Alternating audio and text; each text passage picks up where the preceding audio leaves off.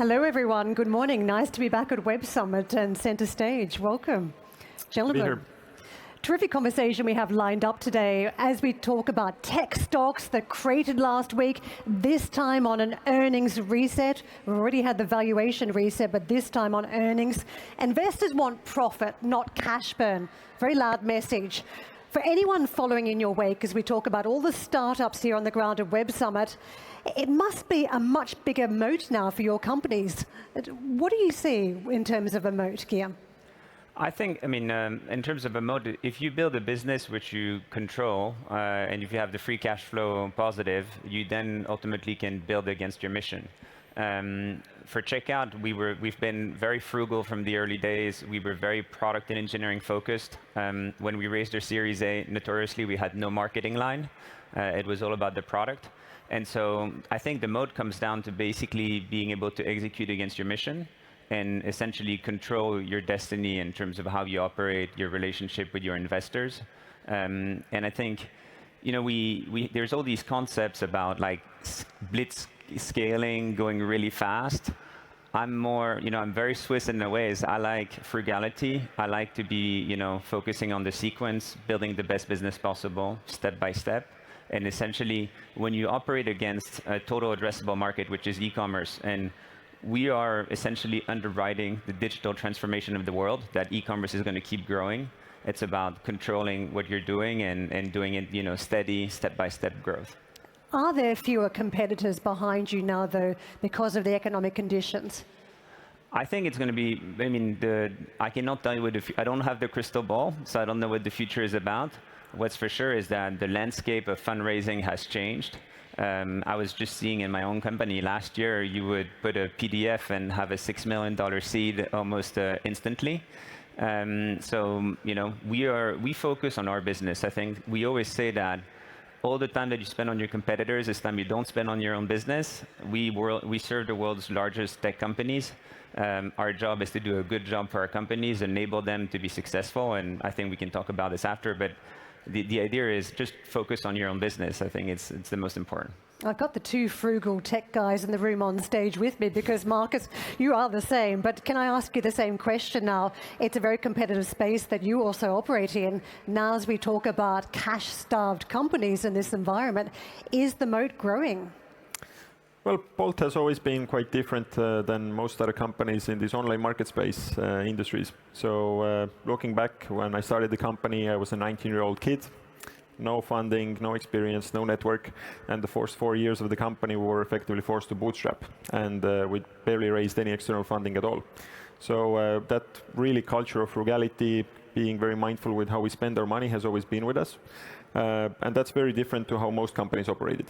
So actually, we really welcome this new era where the companies that succeed are not the ones where the CEO is a great hype man and a great storyteller, but actually where the company is really well operationally ran and really has their costs under control. And we're actually very excited to look forward what's going to happen now. Because when you look back in the ride-hailing space, there used to be dozens of competitors, and now there's a handful of them left. Similarly, you look at food delivery from restaurants, started off as a very crowded space, it's very consolidated now. Similarly with scooters, similarly now with fast grocery. So we are actually very excited to continue building for our customers. We think we're going to be one of the few companies that are going to remain in this space because we've always been having this cost efficiency at the heart and passing on all of those savings to our customers and our partners. So winner-takes-all approach, how many players do you think will be left at the end of the day in your space? Well, we can look at some of the most mature markets like US as an example, where unfortunately, there's only 2 players left on the ride-sharing side, and then similarly seems food delivery is trending there as well. So very clearly, these are spaces where you need to be very large in order to succeed and even survive. And that's again where cost efficiency plays a big role. So you can't operate this business at this mentality you had a few years ago, where there was always the next round around the corner, and you could rely on investors bailing you out. But you actually got to build a sustainable business, and that's what Bolt has always been about. I want to talk a little bit about how business is tracking. When we saw from the sector last week as the earnings rolled in that some revenues were declining, even at big name FANG stocks. As we take a look at your business, Guillaume, and checkout.com, we know that there's been a volume of transactions in the crypto market in recent years. Crypto is down. People are still spending when it comes to revenge spending on the back of COVID. That could be changing with more aggressive rate hikes and possibly more from the Fed. What are you seeing in your business? So we process hundreds of billions of dollars globally, so we get a good sense of what's happening in the world. We obviously have share of wallet growing with customers, so you will have certain sectors. You mentioned crypto. Of course, this year is not as good as last year, but this was a small part of the overall business. And our business comes out of cohort growth, existing customers that are either growing or giving us more regions, and net new cohorts, which are the customers that we signed this year. And we're on a very good track in terms of signing new customers. What you do see, though, is that some of the historical cohorts are not growing as fast as they used to. There's a lot of tech companies you were mentioning are probably paying a bit more defense because the next round is not around the corner. And what you see also is you see a real switch between debit and credit in some regions. So some markets that had a lot of debit transaction are now people are going to credit. And I think the last thing that I could say that we've really seen from the data is that consumer spend in the US is still quite high. While in the UK, I mean, we all read the same news, the cost of energy, the inflation, the UK has been slowing down much faster than some of the other parts of the world. We don't see any slowdown in Asia, for instance, also. Markus, how is Bolt faring? So for us, actually, over the last few years, as for many companies, we've actually been far more supply constrained than we've been demand constrained. So generally, and people here who've used the product have probably seen the same. The fares for rides and food delivery and all of the services have gone up tremendously because the consumer demand keeps on growing and there's not enough supply to meet it in terms of couriers and drivers and so on. And finally, we're actually now starting to see that gradually reverse, at least in the first countries. So coming from Estonia, we had the highest inflation in the European Union, nearly 25%. And you can imagine that obviously consumers are gradually pulling back on spend. And we actually see that in the short to medium term, this is going to lead to a bit more healthy balance because the prices were just outrageous in many of these markets for a very long time. And we think that in some ways, we're now transitioning back to a more normal state. As you bring up the word health, I want to talk about valuations. A lot of people in the room thinking about if they grow a business, where do they get to, what sort of valuations they can be thinking of.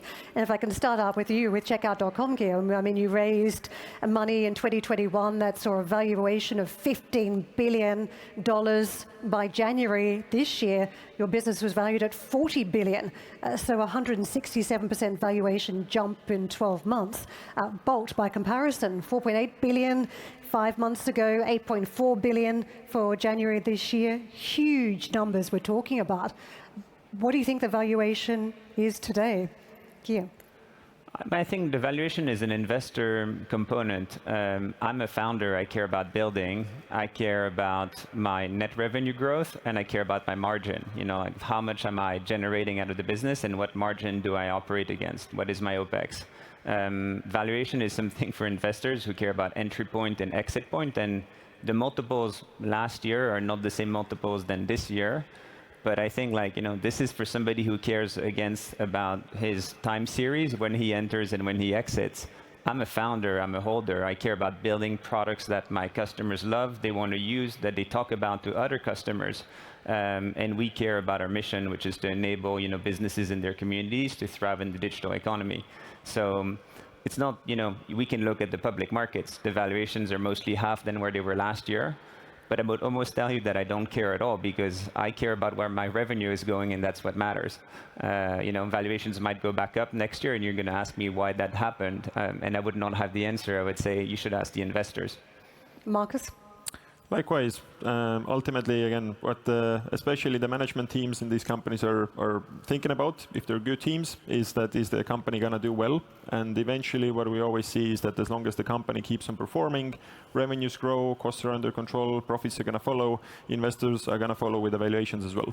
So we're not overly worried about the short-term dynamics here because we're not in a position where we would even need to go out to the market and fundraise. So you don't think we're in a new normal, though, that there's been a massive reset and everything that we saw over the last 12, 18 months or longer is just gone. That is it. It was a moment in time. It is gone now. So again, I mean, I don't have a crystal ball, and I wish I had, because otherwise I'd probably be a hedge fund. But the reality is that right now, what we've seen in the last few years was a cost of money that was zero. So that's, through history, very rare, if you just study economic history. Now we have a cost of money that is high and is going to keep going higher. I have many of those hedge funds in my cap table. I have, sovereigns. I have just a lot of people who are very smart, know about this, and we talk about it quite often. And right now, I don't think anyone knows where the floor is on the upper hand. And I think we need to reach the floor on the upper hand to then decide, and start predicting where is going to be the lower end, which is going to be the long-term residual cost of capital.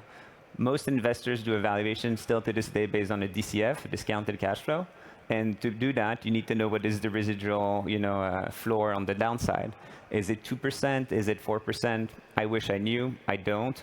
But again, I think this is a question, it's the true entrepreneurs, the ones who are there to stay, to build category-defining companies, something that is bigger than themselves, don't really care about these metrics. This is something for the person who care about entry and exit, because obviously it has a huge impact on your return.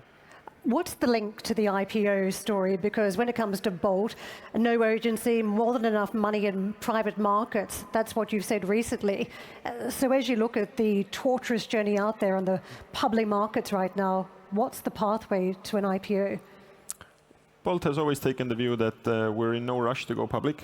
We have enough funding to last for as long as we want. We have been profitable in the past, and we're on a path to be back there already next year as well.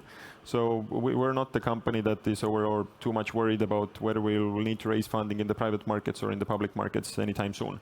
But again, what we're focused on is how do we actually grow the business in the current environment? How do we serve our customers better, keep prices low in the environment where they're more mindful than ever about prices, and how do we keep our costs under control?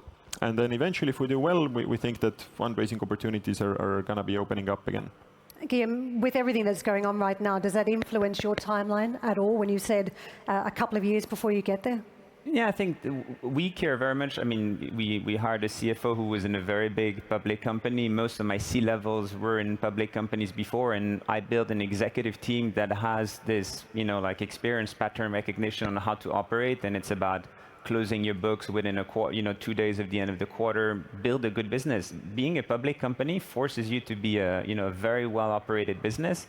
And so we see this, like the frugality of the early days as, just a forcing factor to build a better business and a more, long-term sustainable business. The markets are what they are, and right now there's not much IPOs, in the public markets.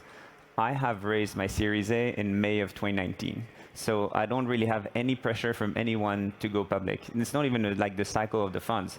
I think what people care about, especially long-term shareholders, is that you create a business that's going to compound revenues for a very long period of time. And again, we operate against e-commerce.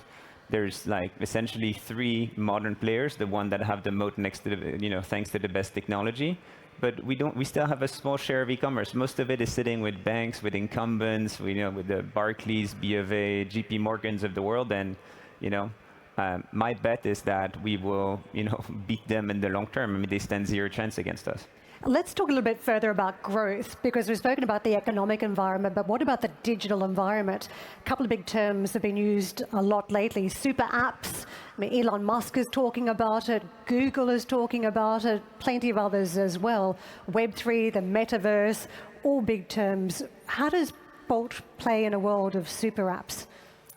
First of all, it's a term that nowadays doesn't mean anything. I think that it's been overused and then just stretched to anything that's really useful any longer. How we think about it, though, is that very clearly, more cities around the world are realizing that we have too much cars. We need to transition away from private cars into actually cities that are livable. And that means that we need to move away from that to public and then shared transportation. And that's what Bolt is about. And what we realized long ago is that it's not only going to be ride-hailing that's going to be doing this transition. I think ride-hailing is going to play a role. You will need to have an ability to get the car on demand, but that's going to be a minority of all trips in the city. I think that there's going to be a massive wave of shift. People just transition away from private car ownership to use e-bikes, to use scooters, whether they're shared or owned, mopeds, etc., light electric vehicles. That's what we think is going to be a massive transition. So how we think about being a super app is that we need to have all of those transport options really conveniently available, make them affordable, and Bolt is the leader by far in that across Europe and across Africa. So that's how we think about what it means to be a super app. It doesn't mean that you just add random products there for really no reason and hoping that you get some cost synergies or revenue synergies, adding a product that makes no sense in the context of what you're otherwise building. Guillaume, what do these terms mean to you and your growth story?